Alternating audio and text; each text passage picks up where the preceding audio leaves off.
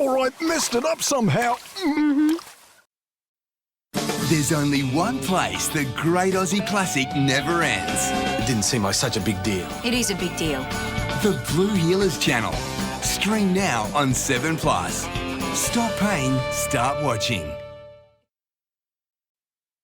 Check out my protein granola hack. It is literally so amazing. For real? For real. This Kellogg's high protein granola actually has 5 health stars.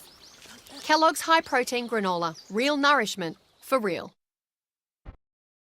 At Royal Randwick on Cup Day, brother and sister jockeys Jason and Alicia Collett will go head-to-head in Tuesday's $3 million Big Dance. I've won over Jason to something in a close finish. That's very rewarding. It can get heated. It's pretty good between us, though. Yeah, it's pretty good. Theodoropoulos, 7 News. Queensland this evening. I'll have the forecast and latest warnings next.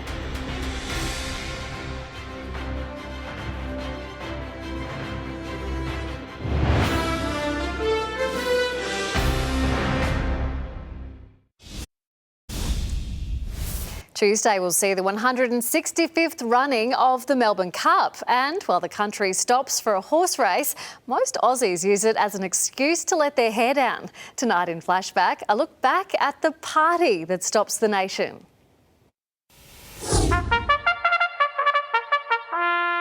Top hats and parasols, the crowds in their finery for the Melbourne Cup of 1896.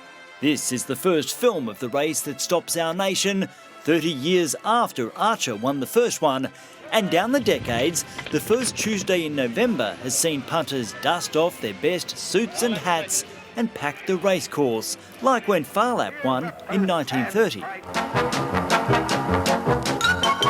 Melbourne Cup Day 1965, and fine feathers make fine birds, but Lord Casey had other things on his mind.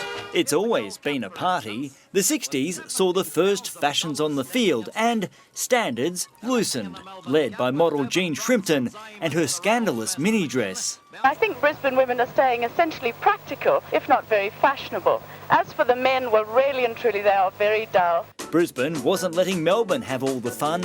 Billy J. Smith hosted this ladies' party, complete with games and seafood buffet. Just watch out for the flies. 2,000 kilometres to the north, Melbourne Cup fever threatened to bring Queensland to a standstill. Throughout the morning, office secretaries descended on TABs with the company bets. It's not a public holiday here, but not much gets done after midday. WPOO and 4BK organised a raging affair with 500 women getting a few under their belt in the spirit of the day. And who said you're not allowed to have fun just before the Cup's run? You know the Cup function's going well when the MC loses more than his shirt. Fellas, if your wife isn't at home, she's probably still at the party. Back at the track, the dress code was anything goes, from dames to ducks and dominoes. Those who couldn't make it trackside or to a function often ended up in the car park, or a hot tub, or maybe a boat. This year, the crowds will be back at Eagle Farm in Brisbane, or maybe one of the countless parties from Howard Smith Wharves to the Star and Emporium, hoping to pick a winner.